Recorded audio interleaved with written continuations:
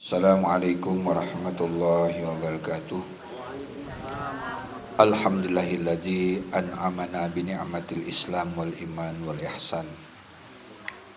Asyhadu an la ilaha illallah wahdahu la syarikalah wa asyhadu anna sayyidina Muhammadan abduhu wa rasuluh la nabiyya ba'dah.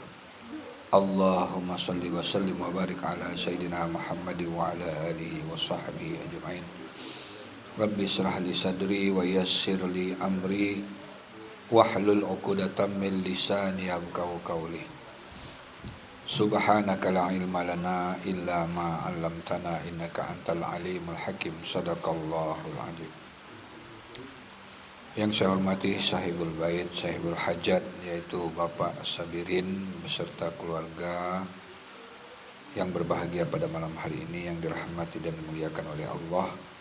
Bapak, Ibu, saudara, saudari, jamaah perguruan tarekat Haq Naqsabandi, terlebih khusus jamaah Pontianak Barat yang meluangkan waktu untuk hadir pada malam hari ini, yang dirahmati dan dimuliakan oleh Allah Subhanahu wa taala. Yang pertama dan yang paling utama, marilah kita bersama-sama memanjatkan puja serta puji syukur kita kepada Allah Subhanahu wa taala, yang mana dengan limpahan rahmat, karunia, hidayah dan inayahnya sehingga dapat pada malam hari ini kita dapat hadir berkumpul kembali bersama-sama melaksanakan perintah Allah, yaitu melaksanakan perintah Allah, berzikir, mengagungkan asma Allah sebagai tanda ungkapan bukti wujud syukur kita kepada Allah Subhanahu wa taala. Mudah-mudahan apa yang kita lakukan pada malam hari ini senantiasa selalu mendapatkan naungan rahmat, ridha, hidayah daripada Allah Subhanahu wa taala. Tak lupa selawat juga teriring salam tetap selalu tercurahkan kepada junjungan alam, junjungan baginda Nabi kita Muhammad sallallahu alaihi wasallam. Allahumma salli ala Muhammad wa ala ali sayyidina Muhammad. Mudah-mudahan selawat ini tersampaikan juga kepada ahli keluarga beliau, kepada para sahabatnya, kepada pemimpin-pemimpin muslim, sehingga sampailah kepada kita pengikutnya yang setia ila yaumil qiyamah.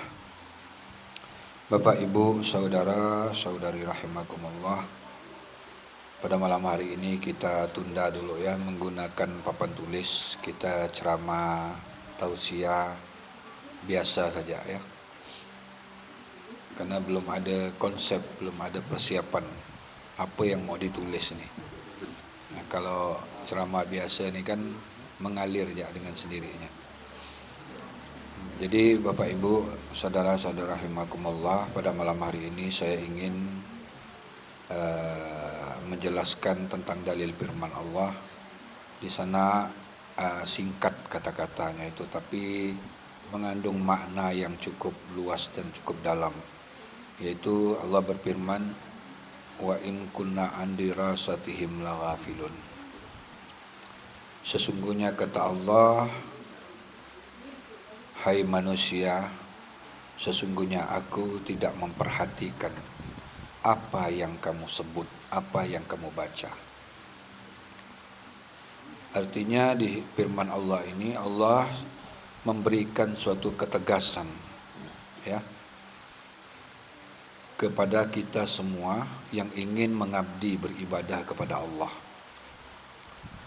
Jadi kita mengabdi beribadah kepada Allah hendaknya mengikuti aturan atau perintah Allah. Jadi bukan berarti sebutan bacaan itu salah ya, jangan sampai kita menyalahkan nanti mentang-mentang ada keluar dalil firman Allah ini lalu kita berbicara dengan orang di luar secara vulgar, menyalahkan, jangan. Ya, mereka itu karena belum memahami, belum mendapatkan ilmunya. Kalau mereka paham, mereka mengerti, ya, insya Allah mungkin mereka pun tidak terlalu sulit untuk kita menjelaskannya. Mungkin karena mereka yang ada di luar ini belum mengerti tentang ilmu yang ada pada kita. Jadi biarkanlah dia, tapi tetap harus kita beri penjelasan. Penjelasannya jangan terlalu tinggi, jangan terlalu mendikte ataupun memojokkan seseorang, jangan. Memang dari firman Allah ini tegas Allah mengatakan, bacaan itu sebenarnya hanya untuk hablum minan nas, untuk hubungan kita terhadap sesama manusia. Ya, tidak ada pengaruhnya bagi Tuhan. Sebagai apapun yang kau baca, panjangnya, fasihnya, itu sebenarnya tidak ada pengaruh bagi Tuhan. Karena semua itu, kata Allah, tidak aku perhatikan. Bagaimana bacaan kita diperhatikan Tuhan? Sekarang harus kita pikirkan juga, ya. Karena bacaan ini tidak diperhatikan Tuhan, bagaimana bacaan yang diperhatikan oleh Tuhan? Artinya kita harus memahami apa keinginan Tuhan di situ. Apa maunya Tuhan? Ya. Maka kita harus pahami, setiap yang keluar dari bibir itu pasti ada sumbernya. Ya. Setiap keluar kata-kata yang keluar dari bibir manusia ataupun bukan manusia lah, ya. Misal kau burung kicauan, ya, kalau kucing mengaung, kata orang kan. Kalau kambing mengembek, kalau anjing mengungkung, katanya kan. Semua yang keluar dari makhluk itu semua ada sumbernya. Ketika orang tidak memahami, tidak mengetahui bahwa suara yang keluar dari bibir ini berasal daripada siapa, itu yang membuat suara yang keluar dari bibir ini tidak ada nilainya. Ya, hanya habis sampai ke hablum minan nas saja. Sampai berkeringat dia berdoa. Panjang. Kalau ditulis mungkin mau sampai 3 lembar. 3 lembar yang itu tuh, kertas apa? Polio itu, 3 lembar dia membaca doa itu. Tapi ketika dia melapaskan, dia tidak memahami sumber daripada bacaan itu, maka semua tidak akan ada nilainya. Ini yang dimaksudkan Allah. Berarti boleh membaca, tapi dengan catatan, dengan syarat kita harus mengenal dari mana datangnya suara itu. Ya. Maka untuk mengenal datangnya suara, tentu kita harus memahami suara ini kan baharu. Ketika kita sudah tidak mampu mengeluarkan suara melalui bibir kita, ya kan?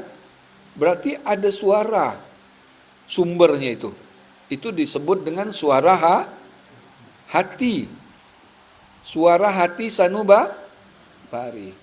Maka suara yang keluar dari bibir ini harus bersumber daripada hati. Luar dan dalam tidak boleh bertengkar. Luar dan dalam tidak boleh berkelahi. Karena ketika luar dan dalam ini tidak sinkron, tidak satu, keluar ini tidak mewakili yang di dalam, ya. Suara bibir ini tidak mewakili sumber daripada suara yang keluar dari bibir itu yang tak disenangi oleh Allah. Tak disukai oleh Allah. Karena kata Allah, zahir batin itu adalah utusanku. Ingat ya, batin utusan Allah di alam akhirat. Zahir utusan Allah di alam dunia. Kedua-duanya itu utusan Allah. Bagaimana kita mengetahui batin kalau tidak nyata yang zahir? Maka ketika zahir berarti ada yang menghidupkan yang zahir ini. Yang menghidupkan yang bahir itulah disebut dengan batin ataupun disebut dengan nyawanya zahir. Nyawa itu tak bisa dilihat, tak bisa dipandang. Dia rasul, dia utusan batin itu Maka bibir dan hati itu dia harus satu, sama. Maka ketika dia satu, itulah orang-orang yang berjalan di muka bumi menggandeng nama Allah. Ketika ucapan bibir dilapaskannya, dia tentu mendengarkan suara dari hatinya. Kalau dia mengeluarkan suara tidak dari hatinya, berarti dari siapa nih? Dari siapa? Kalau itu bukan dari Allah, berarti keluarnya suara itu selain daripada Allah. Siapa itu selain daripada Allah itu? Inilah orang-orang yang memutuskan hubungan kita kepada Allah. Inilah ujian, tantangan kita. Maka kalau kita tidak memperhatikan apa yang ada pada diri kita, itulah yang membuat kita berjalan di muka bumi ini dengan hawa nafsu. Maka tidak ada orang yang senang dengan orang berjalan di muka bumi itu dengan hawa nafsu. Sikit-sikit yang diutamakan, yang ditonjolkan emosi, amarah. Kenapa? Karena suara bibir tidak mewakili hati. Coba hati dulu kita perhatikan, maunya hati ini apa? Apa yang pantas yang keluar ini? Karena kau sad, nah ini sad dia. Kau hir, nah kalau keluar jahir kan? Kalau kau hir, kau itu wakil aku. Aku ini tak nyata kalau tidak ada kau sad. Nah, kalau kau itu wakil aku, tentu suara kau itu bersumber daripada aku. Suara aku ini bersumber daripada tuh. Maka hati-hati kita punya ilmu ini.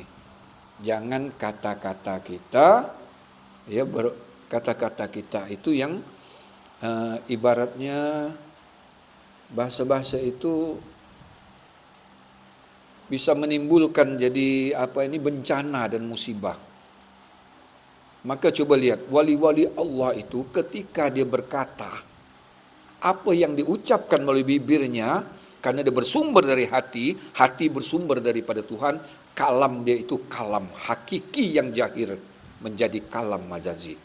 Maka apa katanya? Ija arada syai'an ayyakula lahu kun payakun. Jadi, kau kata bodoh, benar-benarnya. Kau kata binasa, binasa. Kau kata anjing, anjing. Kau keluar kata-kata yang tidak baik, itu bersumber daripada hati. Kenapa? Ini yang membuat ilmu kita ini rusak. Kita sudah dapat ilmu yang dahsyat, yang luar biasa, yang salurannya terhubung kepada Tuhan, yang frekuensinya tidak terputus kepada Allah, karena suara yang keluar dari bibir bersumber daripada Tuhan. Tuhan mengutus rasulnya yang bernama Nur Muhammad. Nur Muhammad mengutus jasadnya bernama Adam, sehingga ada satu aliran. Jangan pandang bola lampu. Kalau kita hanya memandang bola lampu tertipu. Ada apa di balik bola lampu ini sehingga dia bisa hidup? Apa rahasia di balik sehingga dia bisa hidup? Tentu ada aliran, kabel. Kalau tak ada kabel yang mengalirkan ke bola itu, dia tak akan hidup. Ketika kau paham bola lampu, jangan lupakan kabel. Kabel jangan sampai lupa, karena kabel itu ada PLN. Ada aliran yang dihubungkan. Aliran itu berasal dari PL. Ketika sumbernya memutuskan hubungan, maka kita akan mati. Itu yang membuat ibadah orang-orang yang berilmu semua diterima oleh Allah. Tidak ada yang tertolak. Tapi kalau dia beribadah hanya habis sampai ke kalam majazinya saja, habis hanya sampai ucapan di bibir, fasih, mantap lafaznya, geraknya hebat, dengan segala macam aksesoris, keindahan yang ditampilkan. Tapi kalau dia tidak memandang apa yang ada pada dirinya itu, satu huruf di dalam jiwa itu, ya, itulah tali buhul, itulah nyawanya kita, itulah nyawanya alam semesta. Dia tidak menggandeng nama Allah itu, maka semua yang dilakukannya tidak ada nilainya.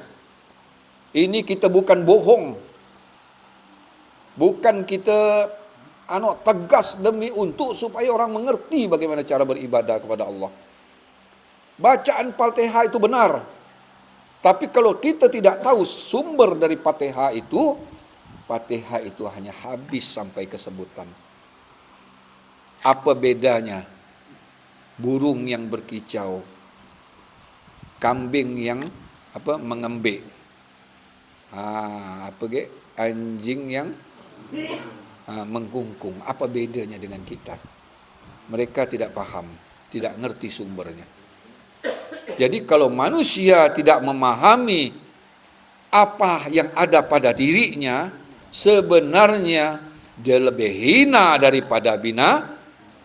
Kita sudah merasa hebat, sudah merasa, waduh ini bacaan aku basih ini. Tapi kata Tuhan, kau lebih hina daripada binatang. Aku jadikan makhluk yang paling sempurna. Ya, makhluk yang paling sempurna, yang tinggi kedudukan, yang mulia di sisi Allah. Kok dia tidak tahu kemuliaan itu? Kok mereka tidak tahu memahami di mana letak dia itu dimuliakan oleh Allah? Karena anjing ataupun kambing ataupun kucing selamanya dia tidak akan pernah memahami sumber daripada ucapan yang disebutnya itu. Kita sudah diberi akal, diberi hati, sudah ditanamkan ilmu hak ke dalam diri kita. Kok kita masih bingung, masih tak paham? Masih suara yang selain daripada Allah yang selalu ditonjolkannya, yang selalu dinyatakan, yang selalu dijahirkannya. Sehingga mereka itu hebat dari pandangan manusia, sebenarnya hina dari pandangan Allah. Inilah orang-orang yang kata Allah rugi hidupnya di alam dunia ini. Orang yang telah sia-sia perbuatan di alam dunia. Jadi jangan ibu merasa lemah mentang-mentang Allah tak pandang baca, aku tidak kuasa kita baca doa ni lah. Ya, kenapa? Allah pun tidak mandang bacaan aku ni. Bukan begitu. Kalau kita sudah memiliki ilmunya, benar bacaan kita itu. Kalau tak paham, itulah apa yang kau bacakan, semua tidak akan ada nilainya. Semua akan menjadi sia-sia. Ini yang kita maksudkan, Ibu ya. Maka ketika kita membuka hakikat diri kita, ingat, hakikat diri kita itu nur. Barang itu bukan dibaca. Ya, cuman jalan untuk ke sana, Pak Guru Mursyid dapat petunjuk. Ketika Pak Guru Mursyid sudah dapat petunjuk, Pak Guru Mursyid ini untuk memahamkan jamaahnya bagaimana? Takkan diam kau, aku. Gak paham? Apa yang nak dipahamkan? Yang dapat petunjuk itu membuatlah suatu jalan tulisan. Kata Pak Guru Mursyid kan? Ni. Oh, masuk lagi ke sini. Oh, dalam ini ada lagi ini nih. Oh, ini. Di situlah dia. Ditulislah. Kita ni yang tak paham, baca terus. Itu petunjuk, kita dah tahu jalan ke Singkawang. Jangan lagi nak nulis, aku habis ini lewat sini ya. Oh, Siantan. Nanti aku lewat ke mana? Oh, ketemu nanti di Segedung ataupun apa, habis Segedung Pinyo. Jangan kayak sebut-sebut dah bang. Itu kita dah tahu jalannya. Bahwa kau harus keluar dari tubuh yang kasar, ya, karena kasar ini harus kau tinggalkan. Karena yang haram ini tak boleh dibawa. Harus berangkat dia pergi ke mana tuh? Haram ke Masjidil Aqsa, bukan di Palestina. Aqsa itu keluar dari alam zahir menuju alam akhirat. Ini harus dengan ilmu. Tak bisa kejam mata kau masuk akhirat, tak bisa. Itu harus guru yang sudah ke sana menunjukkan jalannya. Kau guru belum pernah ke sana, belum pernah tahu jalan, dinunjukkan orang gimana? Sasar tak kita ni? Hancur tak kita dibuatkan ni? Nyasalah kita. Maka guru nulis tu dia udah ke sana. Kita belum pernah sekawang, bertanya dengan orang yang belum pernah, macam mana? Hancur tak kita dibuatkan? Sekawang ni pokok patokan kau, adi inilah. Kau dah pernah pergi? Belum saya ni. Udah hancur gitu kan? Bertanyalah kepada ahlinya. Ahlinya tu itulah waliullah. Ahlinya itu disebut dengan mursyid. Mursyid tu orang penunjuk jalan untuk ke mana? Menembus alam akhirat. Tak bisa ke Tuhan kau tak masuk alam akhirat dulu. Coba kita harus mati dulu kan? Baru inna lillahi wa inna ilaihi raji'un. Bukan nunggu mati jasad ini, bukan nunggu hilang jasad di dunia, bukan. Akhirat tu ketika kita sudah tidak ada lagi, tidak ada merasa ada diri jahir ini, kita sudah masuk ke satu alam akhirat. Bukan nunggu saat jasad tak ada di dunia lagi. Bukan di saat aliran nafas diputuskan. Itu kalau dia bisa, kalau tak tahu bukan akhirat dia. Dia masih alam itu, alam pendidikan, latihan sana tu. Dia dididik, digembleng. Ya, sana dia diproses, dibersihkan dulu. Karena nak kembali ke Tuhan ni harus jiwa harus suci. Karena datang dari Allah, Allah titipkan amanah itu bersih, suci. Nanti di saat kita mati itu harus kembali. Karena yang kembali itu yang sucinya. Apa yang kembali itu yang dari Tuhan itu. Apa yang dari Tuhan? Itu gelombang tali buhul tu. Itulah nyawa kita tu. Itu yang harus kembali ke Tuhan. Maka ketika kita mati, yang kita perhatikan tu itu gelombang itu. Itu cahaya itu kembali kepada Tuhan. Ini harus kita pahami. Kalau ini tak kembali, bisa kau katakan innalillah. Mana innalillahnya? Cahaya dari siapa? Nurun ala nur. Tuhan sumber cahaya. Tuhan menjahirkan cahaya. Cahaya ini tujuannya Allah jahirkan untuk mengenal sumber. Paham tak? Cahaya itu ada pada diri kita. Itu disebut nyawa alam. Itu rahasia batin kita. Itulah disebut dengan Nur Muhammad. Muhammad Rasulullah. Bukan Nabi Muhammad. Nur Muhammad Rasulullah. Itulah diri kita yang sebenar-benarnya. Itulah. Maka karena yang jahir ini, alam beserta isinya tercipta daripada Rasul Allah, Nur Muhammad itu, maka kita tak bisa balik ke Tuhan dulu. Yang baharu ini harus kembali kepada nurnya dulu. Nur itulah yang kembali ke Tuhan. Kalau kau tak bisa kembali ke nur, kau tak akan pernah bisa balik ke Tuhan. Karena Tuhan tu tak pernah jahirkan kau. Tuhan hanya jahirkan satu saja cahayanya. Mata Tuhan tak pernah jahir dua kali.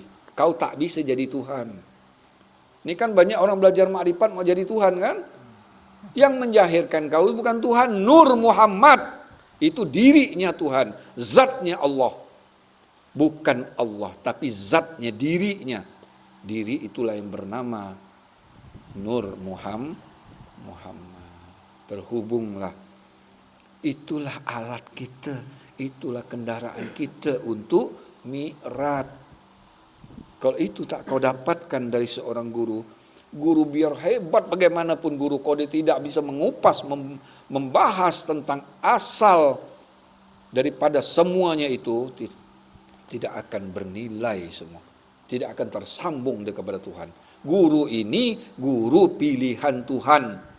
Guru pilihan Tuhan, guru yang sudah sukses, tahu jalan kembali menuju kampung akhirat. Walal akhiratu khairu wa abqa. Sesungguhnya kampung akhirat itu lebih kekal, lebih abadi. Kau dah masuk ke sana aman. Tak ada lagi kesulitan, tak ada kesusahan. Yang sulit ni kita bermain-main di luar. Inilah yang sulit. Banyak masalah, pening kepala. Banyak hutang, banyak ini nih, bermain-main di luar nih. Ya, ketika sudah bermain di dalam, muncullah ikhlas, muncullah sabar, muncullah tawadu, muncullah istiqamah. Apalagi semua yang baik-baik itu. Karena alam situ memang alam kebahagiaan. Maka kampung akhirat itu harus lebih utama dari kampung dunia. Maka ketika kita berada di dunia, jangan lupakan akhirat. Kampung akhirat itu kampung mana? Kampung cahaya. Maka orang sudah masuk ke sana, dia beribadah tadi tidak lagi terpengaruh dengan ucapan. Ini zikir masih dengar suara orang. Ilallah. Halus benar suara itu. Dengar pula suara orang. Kita ni berzikir, fokuslah. Dengan pakaian kita, dengan makam kita, pakai baju kita tu. Baju kita posisi berapa? 8. Pakai baju 8 tu. Illah. Semangatlah. Mau menuju Tuhan. Illah. Pantaslah orang bertanya, kau dah pernah dapat pengalaman? Belum pernah. Zikir illah. Tak bisa. Harus semangat. Tarikan itu harus tarikan kekuatan dari Tuhan itu kita munculkan di sana. Sehingga memancar cahaya itu, disitulah baru ada rasa zuknya. Baru zuk itu muncul ketika kita hentakan kita itu getar. Macam kita mau mengambil sumber mata air itu. Kita harus goncang sampai keluar air bening itu. Bersih air itu. Itulah sumber mata air. Ketika dia sudah bersih, indah sana tuh. Baru kalau bisa kita mau setiap hari masuk ke sana. Tapi itu dengan izin Allah. Wali-wali Allah mana dia mau sibuk dengan urusan dia mau ke kamar ya. Cuba tanya wali itu, kenapa bapak betah di kamar? Karena ketika dia duduk begini nih, dia sudah masuk kampung itu, dunia ini sebesar air di air lah. Tak ada apa-apanya. Tapi bukan kita buang dunia, jangan. Karena memang jasad ini masih ada di dalam dia, membutuhkan dunia. Perlu makan, perlu duit, perlu rumah, perlu. Tapi jangan ketika kita berada di dunia melupakan sumbernya itu.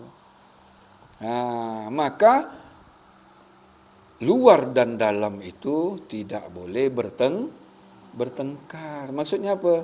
Kalau luar dan dalam tidak sama, apa itu bahasanya itu? Bahasanya jangan sampai Allah mengecap kita munafik. Karena keluarnya bibir kita ini bukan dari nama Allah. Maka yang ada ocehan, makian, apalagi itu? Ngumpat, menjelekkan orang lain, mengunjing sana, mengunjing sini. Karena suara yang keluar itu bukan sumber dari hati. Cuman kita yang paham ini, kita, nih, orang ini udah sabda terputus nih. Tahu kita, duduk dekat kita, Allah, macam mana cara nyambung beliau nih, kan? Ilmu tak ada. Yang punya ilmu ya, sab banyak yang putus. Betul gak? Tanyalah nih. Yang punya ilmu ya banyak yang putus, apalagi yang tak ada ilmunya. Kenapa? Dia tidak selalu memperhatikan apa yang ada pada diri. Jangan keluarkan kalau di dalam itu menolak. Karena kita sudah ada alat filternya. Maka orang beriman apa? Ya ayyuhalladzina amanu, hai orang beriman kata Allah, in tattaqullaha yaj'al lahum furqanan. Orang beriman itu kata Allah, hai orang beriman, apabila kau benar-benar beriman kepada Allah. Orang beriman benar-benar macam mana? Ketika dia mau apapun dia tunduk dulu. Ikutkan suara bismillah. Mau hati ini apa? Ikutkan suara apabila kau benar-benar beriman, aku akan berikan kepada orang yang sudah benar-benar mengaku beriman tuh Al-Furqan. Al-Furqan itu apa?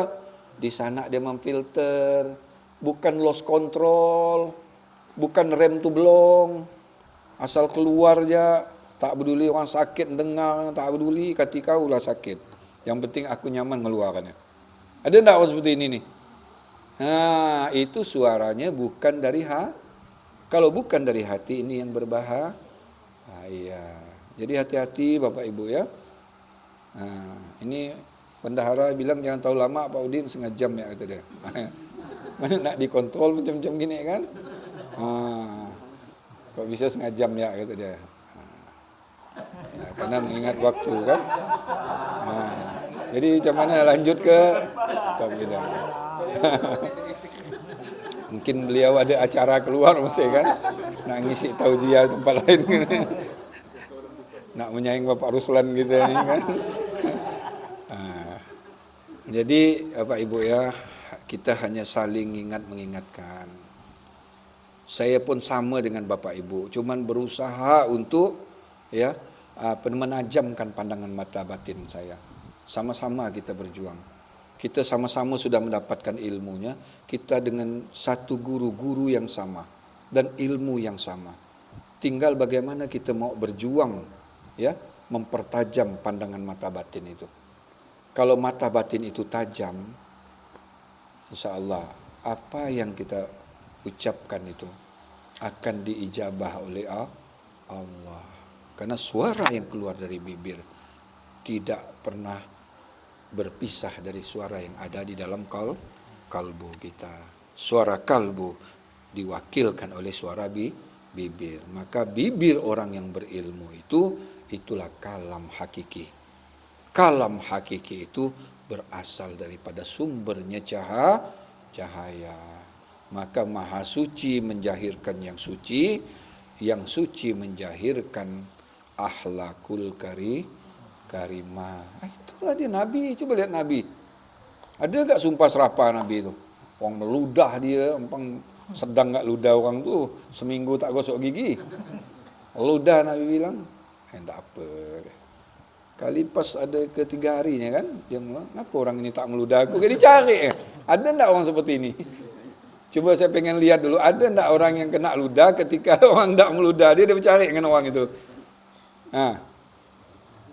Terus apa lagi yang anehnya, dia yang pertama menjenguk orang yang meludah tu. Orang tu sakit ya Rasulullah, orang sakit ya baginda Nabi kita Muhammad. Orang itu terbaring sakit dia. Sakit apa dia? Orang ini yang semua belum datang berkunjung ke rumah dia, baginda Nabi Muhammad datang berkunjung. Ada enggak orang halak seperti itu? Kalau itu bukan suara kalbu, bukan dari Tuhan, tak mungkin orang bisa mampu seperti itu. Coba cari, tak mungkin. Karena aliran itu berasal daripada Allah. Allah yang mampu ikhlas. Allah yang mampu sabar. Coba lihat, banyak orang yang tak paham tentang Tuhan. Banyak orang tak tahu mengenal Tuhan. Banyak orang beribadah tak tersambung kepada Tuhan. Tapi Tuhan maha pengasih, maha penyayang. Orang tak tersambung, tak ada beri duit, ada tak? Di amalan bagus rezekinya. Ada. Kalau orang bisa seperti itu, itulah namanya Tuhan yang nyata di muka bumi. Kalau mau ke Tuhan, ikuti orang yang itu tuh. Kenapa? Dia zahirnya Tuhan. Ada enggak nyata enggak Tuhan itu? Bisa enggak dilihat Tuhan? Bisa. Lihat Nabi Muhammad tuh. Enggak payah kan? Itu yang zahirnya. Yang sebenar-benarnya ke Tuhan itu ada pada isi batinnya baginda Nabi. Itulah nurnya baginda Nabi kita, Nur Muhammad. Itulah pakaian orang-orang berilmu. Itulah pakaian kita semua. Inilah yang sensata kita hadirkan sebelum kita mengamaliyahkan apapun. Itu yang selalu kita hadirkan dulu. Ada ini di dalam ini, ada ini di dalam ini, di dalam ini, ada ini. Tegak berdiri nama Allah itu. Setelah tegak berdiri nama Allah, itu yang dikatakan kullu amali jibal la yabda'u bi bismillah fahuwa aqta. Segala sesuatu amal apabila kau awali dengan itu, gelombang tali buhul itu, maka kalau kau tidak awali dengan itu, semua amalan kau itu terputus, kata Allah. Berani orang menentang hadis ini. Tapi mereka tahu enggak apa itu tali buhul itu? Tali buhul yang amat kokoh. Itu tak bisa dimasuki. Jin setan tak bisa. Kalau dia berani menyentuh itu, dia kena panah-panah api. Itu dalam Al-Quran, kena panah dia. Langsung menghancurkan diri dia sendiri. Tidak bisa itu. Itu wilayah Tuhan. Itu jalur khusus. Maka kalau kau bersama dengan itu, aman kita di alam dunia ini. Tak ada satu kekuatan yang bisa membinasakan kalau orang bersama dengan itu. Ya, duribat alaihim tidak akan mudarat orang berserta dengan nama Allah. La yadurru ma'asmi syai'un fil ardi wala fis sama. Tidak akan satu orang bisa memudaratkan kau. Ada orang yang hebat, yang pandai berdukun, yang menguasai ilmu hitam. Coba berani-berani untuk orang-orang berilmu, tidak akan pernah. Hancur dia. Malah justru itu menghancurkan diri dia sendiri. Tapi kalau kau benar-benar bersama dengan itu, tak ada satu kekuatan, malahan orang-orang seperti itu gelisah dia menghadapi orang-orang yang bersama dengan nama Allah itu. Itu bukan sembarangan. Itu dari Tuhan Rabbul Izzati mengalir kepada Rabbul Alamin. Rabbul Alamin mengalir kepada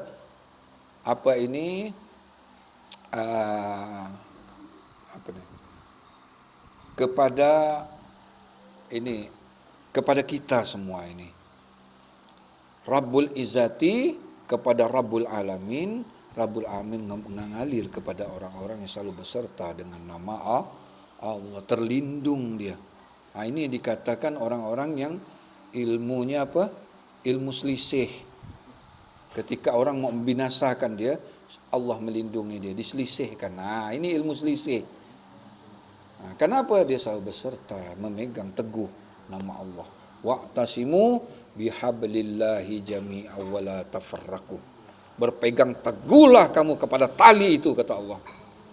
Jangan kau sekali bercerai-berai. Berpegang teguhlah kepada satu, kau berasal daripada asma Allah. Asma Allah itu akan berhubungan kepada pemilik nama. Itulah hidup kita bersama dengan Allah. Itulah yang dikatakan orang yang duduk, berdiri, berbaring, dia selalu mengagungkan nama Tuhannya. Bukan hanya dengan hentakan pekek-pekek gini, bukan. Yang nama orang berzikir itu diam pun dia berzikir. Kenapa? Dia menggandeng nama Allah. Yang berzikir itu siapa? Nama Allah. Mesra yang di luar dengan yang di dalam. Yang di luar melafazkan zikir, yang di dalam berzikir. Beda ya. Melafazkan zikir dengan zikir itu berbeda. Jangan kita samakan. Itu yang kita lakukan apa? Itu halqa zikir. Halqa zikir isinya apa? Melafazkan zikir. Melafazkan zikir dengan apa? Dengan hakikat zikir. Hakikat zikir itu dia tidak bersuara. La harfin, la sautin, la musawwir. Tak ada huruf, tak ada suara, dan tak ada rupa. Tapi dia tetap selalu terhubung kepada Tuhan. Itulah hakikat napas manusia. Inilah yang harus kita pahami ilmu ini. Luar biasa manusia kau bersama dengan itu, tidak ada mudarat. Ini Tuhan mengatakan, kok kita ragu lagi. Kau di langit aman, kau di bumi aman. Kau menggandeng nama Allah. Itulah Bapak Ibu ya. Pahamilah ilmu kita dengan benar. Ilmu ini dahsyat, luar biasa. Kalau kau betul memahami ini, orang-orang yang telah meninggal mengajar, membimbing kita. Karena guru kita tidak mati. Ya, Pak Agus tidak mati. Ya, Pak Abdul Somad tidak pernah mati. Dia hidup, cuman berbeda alam dengan kita. Karena kita sudah bisa memasuki alam dia selalu membimbing kita semua. Kok kurang bimbingan, itulah membuat kita ini selalu berjalan di muka bumi ini bukan dengan nama Allah. Tapi kalau kita dalam bimbingan dia, semua selalu berjalan dengan milik Allah. Itulah karena ada guru-guru yang membimbing kita. Maka praktekkan ilmu ini dengan benar, yakin diri, percaya diri, jangan sombong. Saya rasanya ini dululah yang dapat saya sampaikan. Mudah-mudahan penjelasan singkat ini cukuplah di 30 menit. Ada manfaatnya untuk kita semua. Akhirul kalam, wabillahi taufiq wa hidayah. Assalamualaikum warahmatullahi wabarakatuh.